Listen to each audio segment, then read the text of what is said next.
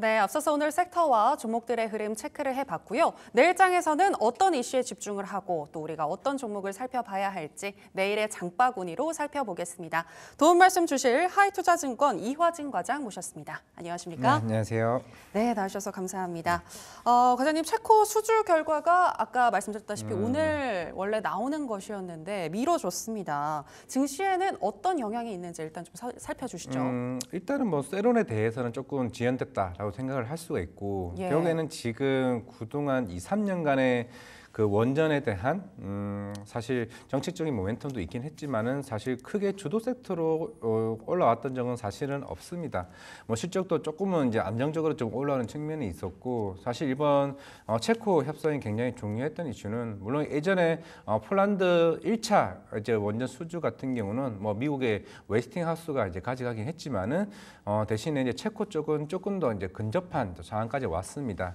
물론 이제 프랑스의 EDF 사 같은 경우야 애초에 우리가 가지고 있던 원자력에 대한 그 핵심 부품 자체를 체코 영토 내에서 우리가 생산을 하겠다라고 조금 강한 제안을 한번 해왔었고 뭐 아까 앞에서도 얘기를 했지만은 우리나라 같은 경우는 결국 가격 경쟁력 측면에서 조금 유리한 측면이 있기 때문에 과연 여기서 이제 만약에 우리나라 가져오게 된다고 하게 되면은 사실 결국 주식이라는 게 미래 가치를 현재 가치로 땡겨오는 부분이다 보니 그만큼 만약에 체코 원전에 따라서 거의 30조 원에 대한 물론 이제 설계나 시공이나 기자재나 각마다 이제 회사별로 이제 다르게 가져가겠지만은 그만큼 숫자가 올라간다는 측면에서는 굉장히 좀 중요한 이슈라고 좀 개인적으로 생각하고 있습니다. 네. 정말 이 체코 결과에 대해서 많은 분들 주목하고 계신 것 같은데요. 이 결과에 따라서 진짜 향후에 랠리가 어느 정도 펼쳐질지도 기대가 되거든요. 네. 과거 2009년 아랍에미리트 원전 수주 시에는 무려 3개월 동안 강세 랠리가 펼쳐졌다고 하던데 네. 맞죠? 그렇죠. 그 당시가 한 2010년, 2009년쯤으로 보이고 있는데 예. 물론 이제 아랍에미리트 이제 바라카 원전은 물론 그 당시에 최초의 이제 계약이었고 시장에서는 와 이게 정말 몇십 조짜리 계약이야? 이제 그러면 그에 대한 밸류보다 한 단계 높은 이제 성과를 이제 보여왔었던 걸로 보이고 있습니다. 결국 예. 한 15년 정도의 상업화가 되는 데까지 시간이 걸렸고 올해 20년대 초에 이제 상업화가 됐는데 이제 시장에서도 이제 계속 눈여겨보는 이유도 사실 체코뿐만 아니라 지금 탈원전 국가인 이탈리아나 독일 같은 경우도 그 중에서도 이탈리아도 최근에 우리 탈원전 포기하고 이제 본격적으로 우리도 원전에 대열에 합류하겠다라고 얘기를 한 만큼 체코가 만약에 우리나라 선정이 된다면은 사실 예. 그게 굉장히 큽니다. 우리가 물론 기술력은 15년 전에 경험이 있긴 하지만은 사실 그 중간중간 사이에는 프랑스 EDF도 있고 중국 같은 경우도 원전의 경험이 굉장히 좀 많은 측면이 있기 때문에 그렇다면 이게 하나가 되면은 우리가 방산 산업을 보더라도 지난 3년 전에 처음 이제 거의 한 10년 만에 그런 큰 규모의 기술 이전을 하고 나서부터 이제 계속 방산이 3년간 우상향을 해왔습니다. 그런 측면에서 체코, 폴란드, 루마니아, 스웨덴, 네덜란드, 사우디, 아랍에미리트 같이 지금 원전 수요가 있는 이 회사들 중에서도 한번 최근에 이 본사 수주를 따냈던 경험만 있으면 이것만 하더라도 예. 여러 국가들에게 접할 수 있다 좀 생각을 하고 있기 때문에 충분히 저는 메리트는 크게 좀 있지 않을까 생각을 하고 있습니다. 그렇다면 이와 관련해서 코리아 원팀을 구성했다고 하던데 네. 그 중에서 우리가 좀 가장 주목해서 봐야 할 만한 그런 기업은 어떤 기업일까요? 일단은 전 한전 기술도 봐야 된다 생각을 하고 있고요. 예. 두산 에너비도 봐야 되는데 이게 결국에는 매출의 인식을 언제 하느냐에 따라 다릅니다. 아까 제가 15년을 얘기를 했고 처음 사업 준비하는 기간이 5년 정도가 걸리고요. 그리고 전력 수급 기본 계획을 세우고 토지를 사고 하고 나서부터 그 5년 뒤에 2년이 이때부터 이제 우리가 하고 있는 한전 기술, 두산 에너비티 같이 설계 용역 매출이 들어가는 시점입니다. 그게 네. 한 7년인데 여기 만약에 우리가 체코에 이번에 본사 수주를 따면 당장 내년에 이제 설계에 대한 용역 매출이 나오는 게 한전 기술이에요.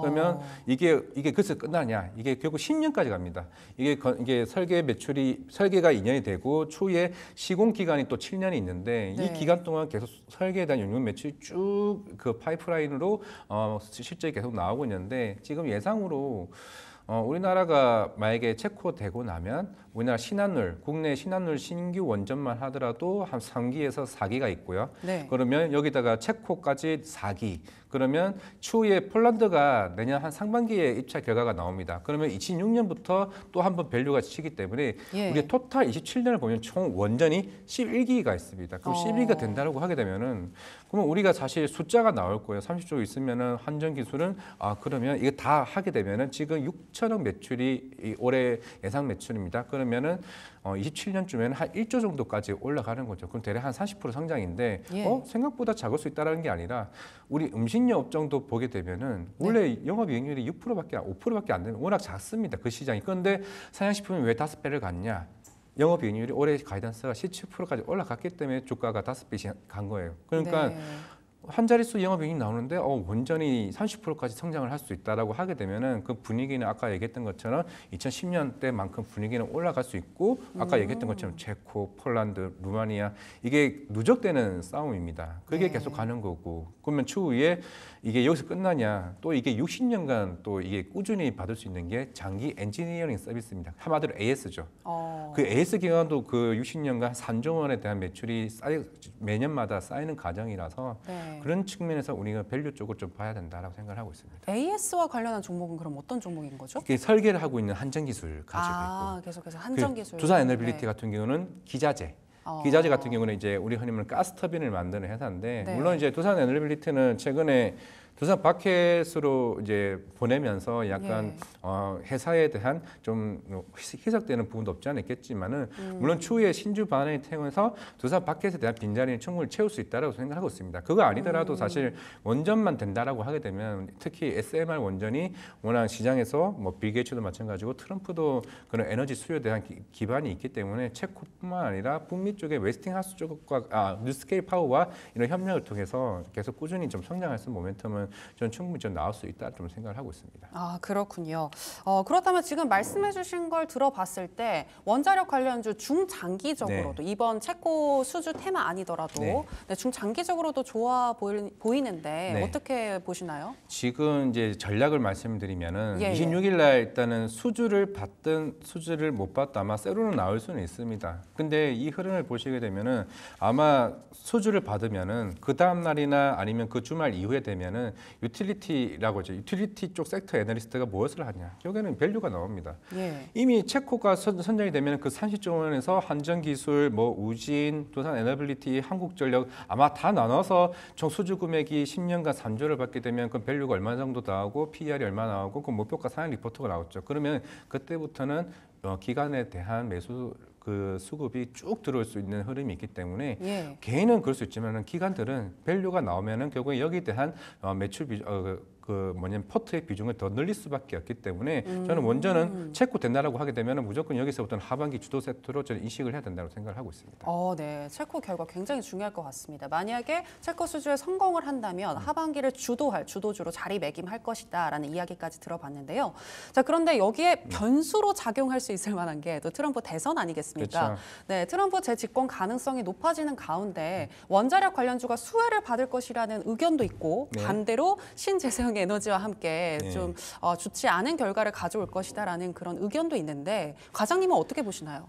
물론 이제 그렇죠. 원전도 신재생에 포함되는 부분이었고 네. 대신에 이제 오히려 이제 바이든 대통령보다는 이제 트럼프 대통령이 지금 당선 확률이 굉장히 커진다라고 가능을 했을 때 네. 결국에는 지금 인프라 쪽으로 크게 봤을 때는 인프라로 보면은 당연히 트럼프는 우선주의가 맞습니다. 그렇게 되면은 당연히 인프라에 들어가게 되는 게 물론 전력기기도 있겠지만 가장 중요한 게 지금 에너지라고 좀 생각을 하고 있습니다. 그러면 이 에너지를 당장에 사실 태양광보다는 태양광을 좀 더 압박을 줄 가능성이 있지 원전은 좀 더 덜하다고 좀 생각을 하고 있고 물론 사실 전 세계적으로 원전을 가장 많이 보유한 국가가 미국과 이제 중국이기 때문에 당연히 미국 입장에서도 원전을 계속 꾸준히 조금 할 수밖에 없는 측면이다라고 가능했을 때 물론 지금 당장 미국은 오히려 신규 원전 계획은 아직은 없습니다. 네. 그러니까 웨스팅하우스가 이제 유럽 쪽이나 아랍에미리트 쪽이나 여러 다른 국가들의 수주 모멘텀이 있겠지만은 당장 미국은 당장 신규 원전하지 않는 측면이 있기 때문에 트럼프가 당선되더라도 원전의 영향은 좀 더 덜하다고도 생각을 하고 있기 때문에 지금 당장은 유럽이 우리 만약에 우리 탈원전 한국 국가가 생기면 당연히 그거는 위협이 된다고 생각을 하고 있지만은 지금 뭐 이탈리아, 독일도 제가 봤을 때는 아마 이게 3년 전부터 그 메르켈 총리도 계속 꾸준하게 우리 이제 우리도 지금 에너지 보안 이슈가 워낙 심각하다 보니까 우리도 원전으로 바꾸자는 얘기가 서서히 나오고 있기 때문에 이 모멘텀이 제가 봤을 때 좀 크게 좀 갈 수 있다고 생각을 하고 있습니다. 그렇다면은 우리 유럽과 이제 중동 쪽에 대한 수주 모멘텀을 한수원에 우리가 좀 크게 나온다라고 하게 되면은 분위기는 충분히 달라질 수 있지 않을까라고 생각을 하고 있습니다. 네, 트럼프 전 대통령이 재당선이 된다고 하더라도 원전주 계속해서 모멘텀은 이어질 것 같다라는 의견 들어봤습니다. 자, 그렇다면 현재 과장님이 주목하고 계신 원전주와 관련한 탑픽 종목은 뭘까요? 네, 탑픽은 이제 한전 기술이고요. 만약에 좀 가벼운 걸 원하시면 우진 같은 경우가 온도 측정 계측기를 만드는 회사고 이것도 괜찮을 수 있고 BHI도 있을 수 있는데 사실 안정적을 원할 수밖에 없습니다. 그러면 저는 한전 기술이 특히 한국전력에 대한 지분이 거의 40~50% 지금 가지고 있는 상황이고 그러면 결국에는 설계 쪽이 사실 시장에서 굉장히 크다라고 볼 수가 있습니다. 기자재는 다른 쪽으로도 충분히 보완이 가능하지만은 사실 설계에 대한 용역 매출 같은 경우는 그거 사람이 하는 일이다 보니까 그만큼 기술력이 굉장히 좀 뛰어나다라고 좀 생각을 하고 있기 때문에 한국전력, 한전기술, 한전 KPS 중에서도 한전기술이 가장 수익성이 굉장히 크다라고 저는 측면을 보이고 있다라고 보면은 전체적으로 우리가 한 70년을 바라봤을 때 그 밸류를 좀 땡겨줄 수 있는 측면, 뭐 그 사이에 뭐 탈원전을 하지 않는 이상 제가 봤을 때는 체코, 폴란드, 루마니아 그리고 스웨덴까지 저는 충분히 우리 한수원이 좀 기술 이전을 만약에 수주를 따낸다라고 하게 되면 한전 기술의 밸류만 보더라도 1조 이상 나온다. 그러면 전 제가 봤을 때는 지금 한전 기술에 대한 모멘텀을 좀 생각보다 시총을 꽤 많이 올려도 되지 않을까 좀 생각을 하고 있기 때문에 그 점을 좀 주요 포인트로 잡으면 괜찮지 않을까 생각을 하고 있습니다. 네, 오늘 장에서 1.79% 정도 눌리면서 지금 76,600원 선에서 마감을 했는데 내일 시초가의 공략도 가능할까요? 전 지금 가격대도 좀 충분하다 생각을 하고 있고 물론 지금 오늘 76,000원대 가격이고 아직 이제 추세가 앞에서 얘기했던 죽지 않았습니다. 예전에 한 116,000원이었고 2010년대가 14만 원까지 이제 간 걸로 보이고 있습니다. 그 당시에는 뭐 바라카 원전 뭐 수주도 처음 있었기 때문에 14만 원대지만은 그 가격대까지는 우리가 중장기적인 관점을 봤을 때는 좀 충분히 갈 수 있는 흐름이다. 바라카보다 지금의 물가를 봤을 때는 체코와 폴란드 쪽에 집중을 하고 우리나라 신규 원전 신한울까지 포함하면 충분히 전 그 가격대까지 주도 섹터 하반기 때 좀 기대를 해볼 수 있지 않을까라고 생각을 하고 있습니다. 네, 한전기술 내일장에서부터 더더욱 관심을 갖고 지켜보시면 좋겠습니다. 지금까지 하이투자증권 이화진 과장과 함께했습니다. 오늘 고맙습니다. 감사합니다.